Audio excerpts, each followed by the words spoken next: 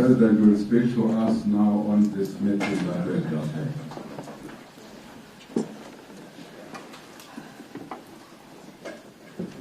Deputy President David Mabuza and the leaders of all the political parties represented in our parliament. We have just finished a most wonderful meeting where the leaders of all political parties honored us with their presence, having responded very positively to the invitation that we made to them to meet this morning so that we can brief them on the challenge that our country is facing at the moment with regard to the global coronavirus pandemic. All leaders agree that COVID-19, the outbreak, is posing a grave and a real threat to the lives as well as the livelihoods of our people as a whole. We all agree that our country finds itself in an extreme situation that requires extraordinary measures. But that also requires that we should find a way of working together so that we work with unity of purpose and solidarity, as well as partnership and top-class cooperation. It is therefore both appropriate and significant that the 14 political parties in our parliamentary system have found it good to stand together across party political divides to fight this disease together based on advancing the interests of the people of South Africa and also defending the lives of all our people. We hereby demonstrate in a very practical way that we are united as the leaders of our nation to overcome this global crisis that's facing our country and our people. We all agree that this is an unprecedented moment. We have not seen anything as serious as this confronting the entire nation. And we agree that regardless of our political persuasions, our political differences, all of us share a common desire to keep our people safe, but also to mitigate the impact of this virus on the lives of our people, yes, but also on our economy, and ensure that the inevitable disruption to the lives and livelihoods of all South Africans is reduced.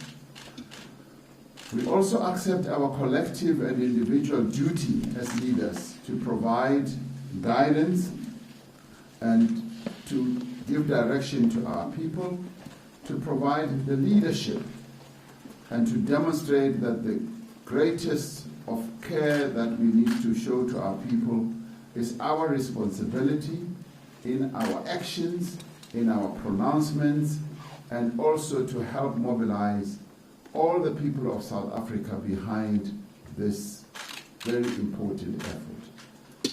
Now, during the course of our discussions, we agreed on some of the following key issues: that the severity of COVID-19 threat requires an exceptional response that draws on all the resources and capabilities of our nation, that this response needs to be immediate and that it also needs to be sustained, and we therefore support the measures that government has announced. I was really truly humbled by the expression of support by all the leaders for all the measures that have been announced.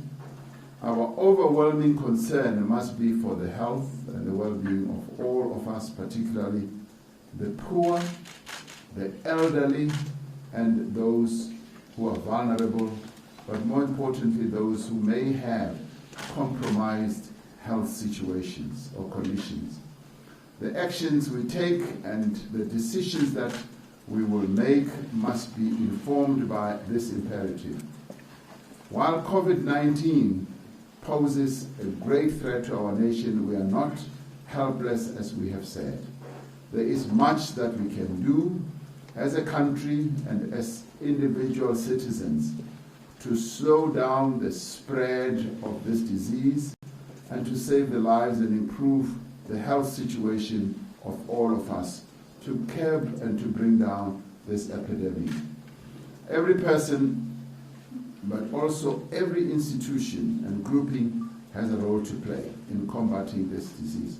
And we agreed that all political parties that are represented here must equally bear the responsibility of mobilizing our people, communicating with our people in a variety of ways that we possibly can. An effective popular campaign against this disease depends on the provision of regular and accurate information to the public and access that people must have to screening. We all agreed that there must be continuous communication by government. This was a clear request from all political parties, and that we must be transparent, we must be continuously communicating with our people, and that we have agreed to do. An active response also requires heightened levels of personal responsibility on the part of citizens. All political leaders here felt very strongly that all South Africans must take responsibility for their actions, and in a number of ways, the political leaders here were even much stronger in terms of insisting on this than possibly than we have. But this also includes personal infection control measures such as regular hand washing, as we've said, avoiding public gatherings and maintaining a distance from other people. And this, the leaders reinforced that we should desist from having public gatherings that go beyond 100 people. And I was particularly pleased to hear this from political leaders, because political organizations really exist by holding large-scale meetings. But this time around, all of us said we are going to curtail and limit the number of political gatherings that we have, and certainly ensure that they are not more than 100. So this means that all of us as political leaders are committing ourselves to ensuring that we do not go beyond what government has announced, which they support completely. And we should also ensure that there is unnecessary physical contact and excessive alcohol use that increases the chances of infection. And we also touched on things like taverns, nightclubs and all that, and announcements will be made in this regard by government. We should be alert to disinformation, rumor and fake news, and ensure that we do not disseminate fake news or rumor mongering or disseminate unverified information. Also agreed that as political parties we will want to work together from the same information sheet, so that we have the same message and many voices. And the voices on this issue should cut across the various political parties, because we've decided as political parties that we are not to be partisan. We're going to have a non-partisan approach. Our political squabbles and differences end when it comes to coronavirus. This is an enemy that we confront together, jointly, in a uniform way, to make sure that we rid our country of coronavirus. So we call on all citizens to refrain from making excessive purchases. It is important to understand that the supply of goods remains continuous in South Africa. Supply chains remain intact, and there is no need for stockpiling of any items. So there's really no need for anyone to rush to shopping centers to go and buy 1 million rolls of toilet paper, sanitizers. There is just no need for that. All social partners, specifically government, business and labor, needs to jointly develop and implement measures to mitigate the economic effects of COVID-19. Companies in distress need to be assisted. It's the proposal that has come from the leaders of the political parties. A number of very useful and positive proposals were put forward, and political leaders have also said that they want to add on to some of the proposals that we need to implement to shore up our economy, because we all realize that the impact on the economy is going to be quite devastating.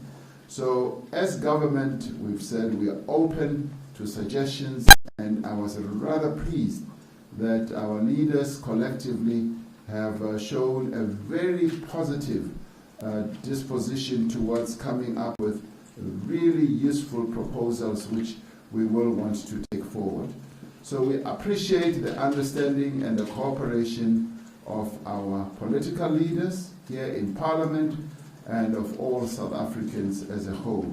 And so we had a fantastic meeting, and I was really heartened and humbled by the cooperative spirit that prevailed in the meeting, and we are truly grateful to have the leaders that we have in our nation who, at a critical moment like this, have felt the need that we all get together, we confront this virus together, and fight together on the same side, and make sure that we save the lives of all South Africans. You will have heard already that we already have 185 people, 116 people rather, 116 people who already have the virus. It is spreading. So it is necessary that we close ranks, we work together to ensure that in the end, together, as we stand together, we are able to defeat this virus. So I want to thank you, but especially thank the leaders that this morning we have shown a really, truly united front as South African leaders in tackling this virus. And so I thank you very much for being here. Yeah, thank you very much, His Excellency, the President. Colleagues, why don't we also give the President a place to stay, Yes. to sit, or want him to stand there and speak, whilst we have parties, but few, because we don't have the time. We'll take the major parties, starting with the Democratic Alliance. Just a minute, Mr. Steenhuisen. We don't have the time. You don't mind if I stand next to you today? As long as you don't tell me to shut up. Not today. Mr. President, thank you very much for the opportunity to interact with you this morning. Thanks for bringing us all together. I think thanks also for the opportunity to put on the table some really good solutions which we think can help you in the Cabinet get through particularly the economic impact of this on South Africa. I'm very comfortable that the health aspect has been very well handled by Dr. William Kizia, our Minister of Health, and that the efforts to flatten the curve are the right ones. We do share with you the concern around the ingrained effect it's going to have on our economy, and particularly keeping the doors of small business open and keeping South Africans in work. Our economy was already in a difficult space. A black swan event like this can have devastating impacts if not managed correctly, and we thank you for the opportunity to make those inputs. I would like to make an appeal in two aspects to South Africans, to the private sector and big business, particularly, to get involved in the effort. This is going to require the best efforts of all South Africans to come together to fight this virus and the effects on our economy. It's not a time for anyone to be sitting back on their hands. The second appeal I'd like to make is to our fellow citizens out there to stop the panic buying. It is not necessary. We can beat this virus and we can get through this, but it's going to require all of us to be calm but deliberative in our approach. And I think if we can get that right, we're going to get through this. But we need to stop the panic buying and, most importantly, stop the fake news. Let's rely on credible news sources, that we're sharing credible information with people and not engendering panic. Thank you very much, Mr. President. Thank you very much. Honorable Mr. Malema.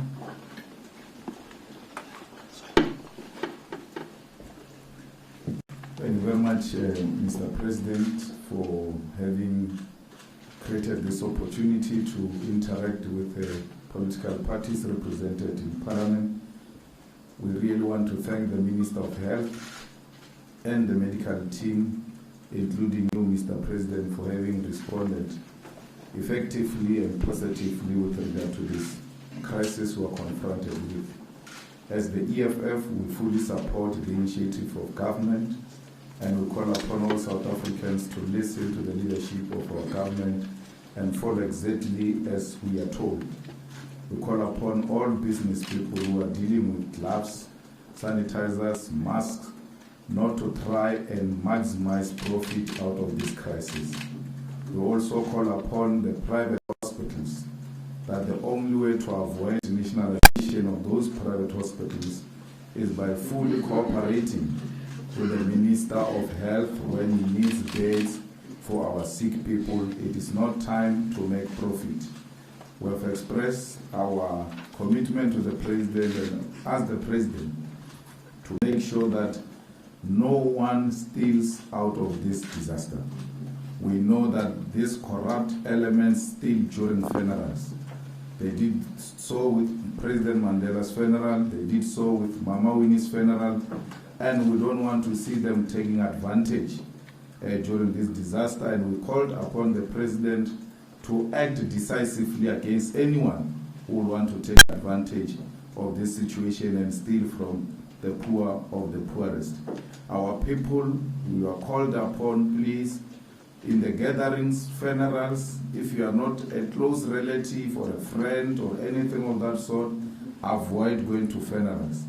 We call upon church leaders to really cooperate with government and not allow more than 100 people in churches. It is the church which can help us to stop this crisis. The church should not contribute to this crisis negatively. We are calling upon our church leaders to listen to our premiers, our mayors, and the President. Let's work together to reduce the spread of this virus. South Africa, it is possible. We are here because unity of purpose is necessary. Thank you very much. Thank you.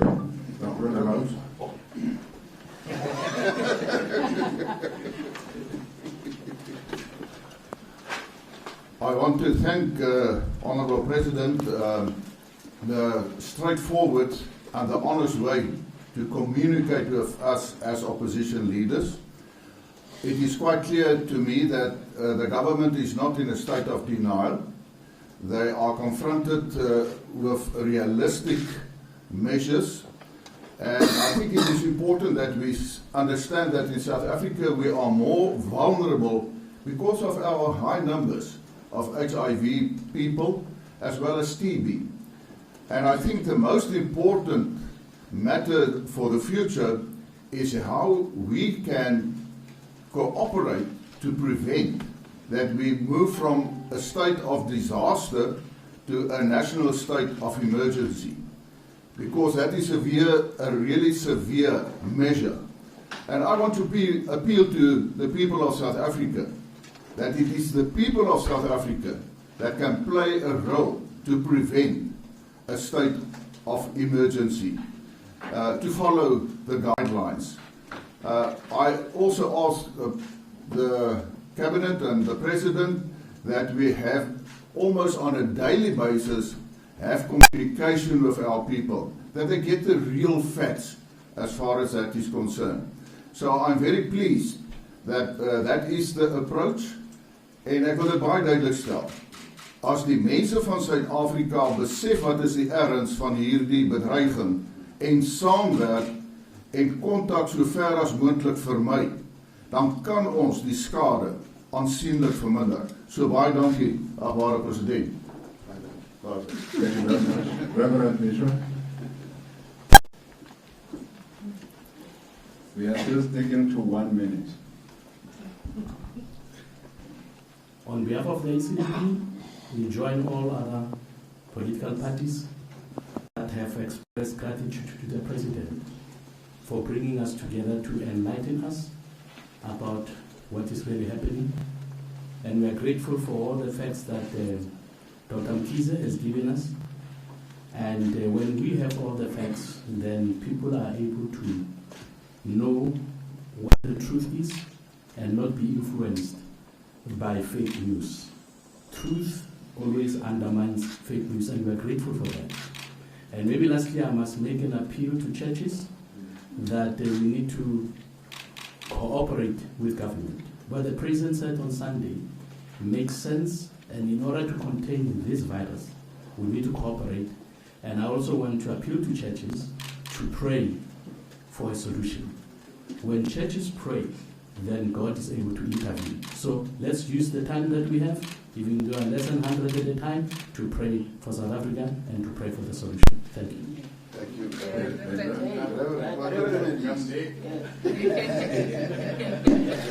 The last leader, General Holomisa. Okay. Then because we have got to go to Parliament. So these leaders have spoken for all of us, colleagues. We don't have time. Thank you very much, President. Thank you very much. I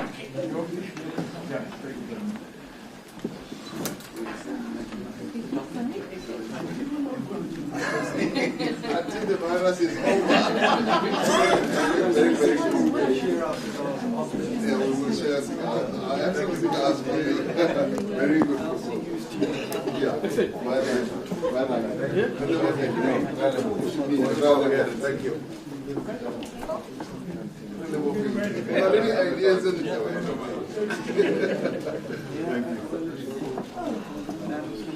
want to President.